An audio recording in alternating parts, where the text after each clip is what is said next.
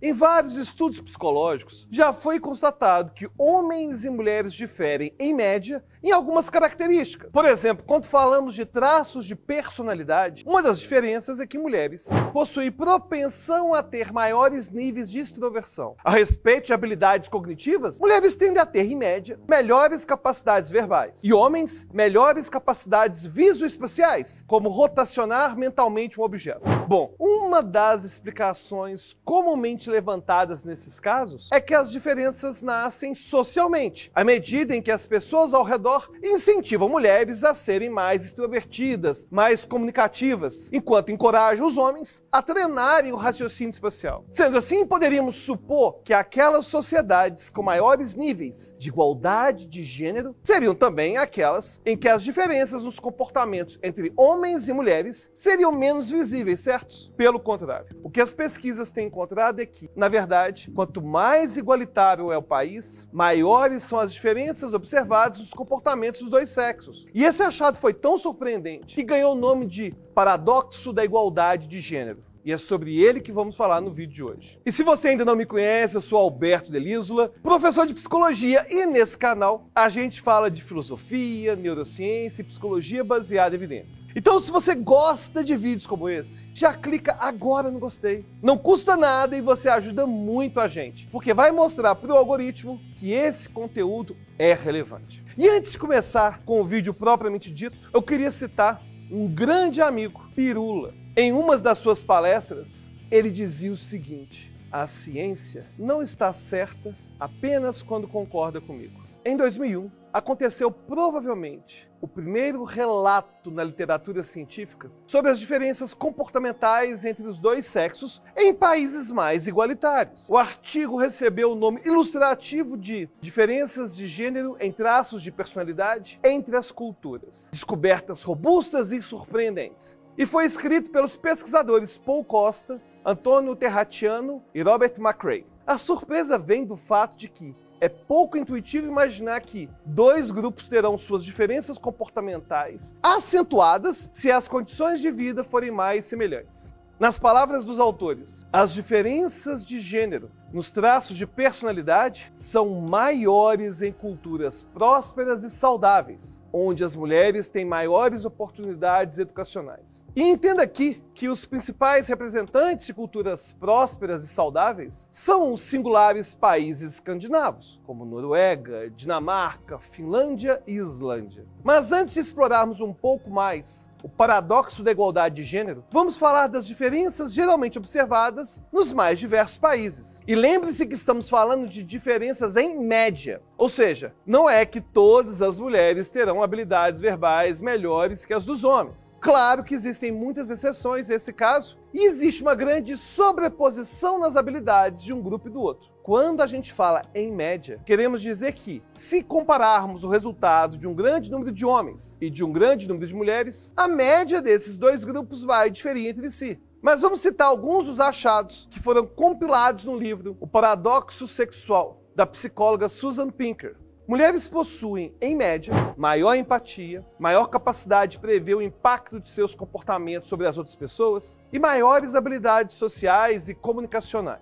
Algo que já pode ser visto aos 2 anos, quando meninas começam a superar os meninos em termos de vocabulário. Inclusive, um grande estudo feito com 3.000 gêmeos bivitelinos formados por uma menina e um menino, apontou que as irmãs possuíam melhores habilidades de comunicação que seus irmãos desde os primeiros meses de vida. E perceba que curioso, 2 indivíduos que compartilharam os mesmos ambientes pré e pós-natal diferiam de maneira significativa em uma mesma capacidade. Além disso, um dado apresentado por Pinker é sobre as divergências em atuações profissionais e educacionais. Em um estudo da pesquisadora Camila Benbow e seus colegas da Vanderbilt University, acompanharam 1.975 adolescentes com bom desempenho em matemática. E foi descoberto que a maioria dos meninos havia migrado para as áreas de engenharia, matemática e informática, ao passo que grande parte das meninas tinha escolhido medicina e outras profissões da área da saúde. Ou seja, a primeira descoberta era que as mulheres tinham uma maior amplitude em suas escolhas profissionais. E em um estudo posterior, descobriu-se que as mulheres mulheres desse estudo também possuíam ótimas habilidades verbais, que poderiam ser usadas em múltiplas áreas. Os homens, por outro lado, tinham altas capacidades matemáticas, mas as verbais eram um pouco menos favorecidas. E por isso, talvez, as escolhas seriam menos abrangentes. Uma das conclusões que Pinker traz no seu livro é: mesmo as mulheres talentosas nos níveis mais altos de desempenho não são clones dos homens talentosos. Suas habilidades se apresentam de modo distinto. E um outro fator que também contribui para a busca de diferentes carreiras nos dois sexos é a motivação por trás do trabalho. Os objetivos podem ser extrínsecos, como buscar dinheiro, status, ou intrínsecos, como pertencer a um grupo e sentir que está fazendo a diferença. As pesquisas revelam que, em geral, esses dois objetivos entram em conflito. Ou seja, é difícil que o indivíduo busque os dois simultaneamente com facilidade. E voltando às diferenças entre o sexo masculino e feminino, as mulheres tendem, em média, a se sentirem mais motivadas por objetivos intrínsecos do que extrínsecos, se comparadas com os homens. Portanto, mulheres que estão insatisfeitas com o trabalho ou sentindo que seus interesses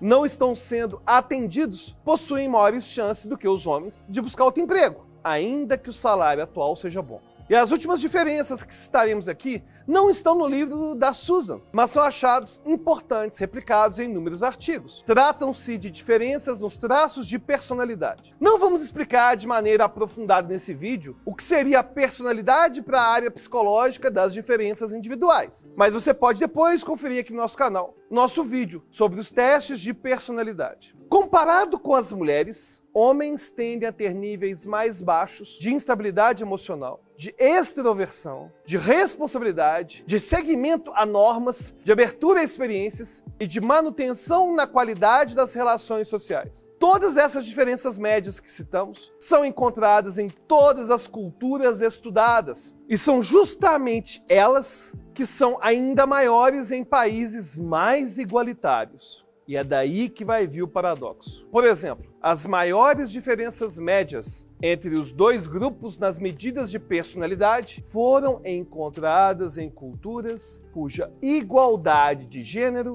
eram relativamente altas, como França, Holanda, enquanto as menores diferenças foram encontradas nas culturas com menos igualdade de gênero, como Botsuana, Índia, e a mesma coisa sobre a atuação profissional. Em 2009, as pesquisadoras Maria Charles e Karen Bradley publicaram um estudo no qual examinaram os dados de 44 nações para avaliar as diferenças de gênero na busca de ocupações relacionadas à tecnologia, engenharia e matemática e que são mais tradicionalmente buscadas por homens. Elas descobriram que as maiores diferenças foram observadas nas nações com índices mais altos de igualdade de gênero, por exemplo, Finlândia, Alemanha e Suécia. Ao passo que as menores diferenças foram encontradas nas nações menos igualitárias, por exemplo, Bulgária, Colômbia, Indonésia. Mas como explicar esse aparente paradoxo? Ao que tudo indica, quando os indivíduos de um país possuem maior estabilidade financeira, maior proteção legal, maior igualdade de tratamento e maior liberdade de escolha, existe também menos imposição social sobre o comportamento. Imagine um cenário ideal no qual você pode estudar e trabalhar na área que você quisesse. Nesse mundo, você não teria que se importar com as expectativas dos outros, com profissões com salários mais altos ou com restrições que você enfrentaria no processo para atingir sua realização. Dessa forma, você certamente buscaria uma atividade que estivesse mais próxima do seu ideal. E a mesma coisa parece acontecer nos países mais igualitários e ricos. Os indivíduos são livres para escolher a atuação que mais os satisfaçam. E um raciocínio parecido vale para a personalidade. Nos países desiguais, vários fatores estarão afetando o comportamento de homens e mulheres. E as influências ambientais vão se misturar às predisposições dos indivíduos, fazendo com que essa predisposição tenha menos chance de florescer. Em países cujo tratamento é igualitário, as diferenças se acentuam, porque os indivíduos possuem maiores chances de reforçar suas tendências sem sofrerem repressão ou outra forma de intervenção direta do ambiente ao redor. E nesse ponto vale fazer algumas observações. Isso não quer dizer que nos países mais igualitários as mulheres não escolhem engenharia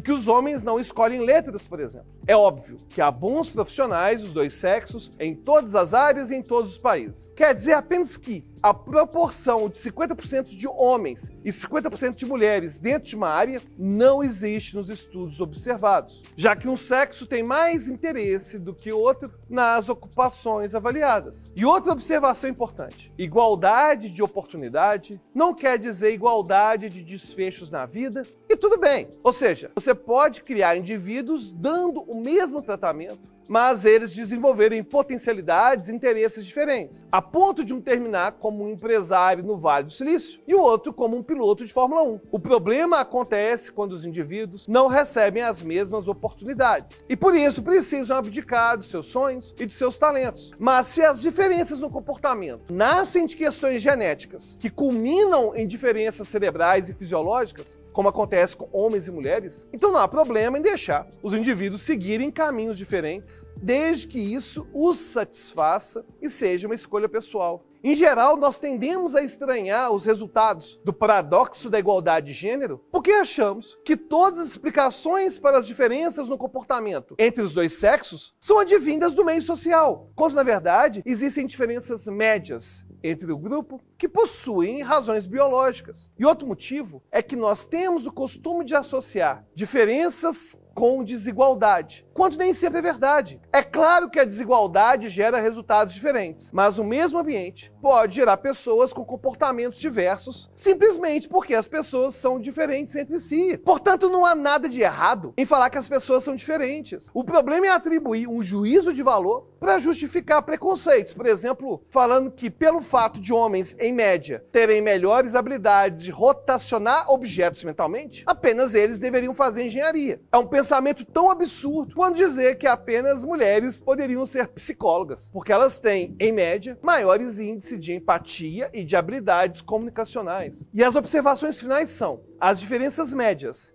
entre homens e mulheres não são tudo 8 ou 80. Homens e mulheres são mais iguais do que diferentes. E quaisquer grupos de pessoas que analisarmos não precisam ser iguais para terem os mesmos direitos. E você, já conhecia esse paradoxo da igualdade de gênero? Sabia que você pode se tornar um apoiador do nosso canal clicando no link da descrição? Ao se tornar um apoiador, você ajuda a manter esse canal vivo e ainda vai ter seu nome no final dos vídeos.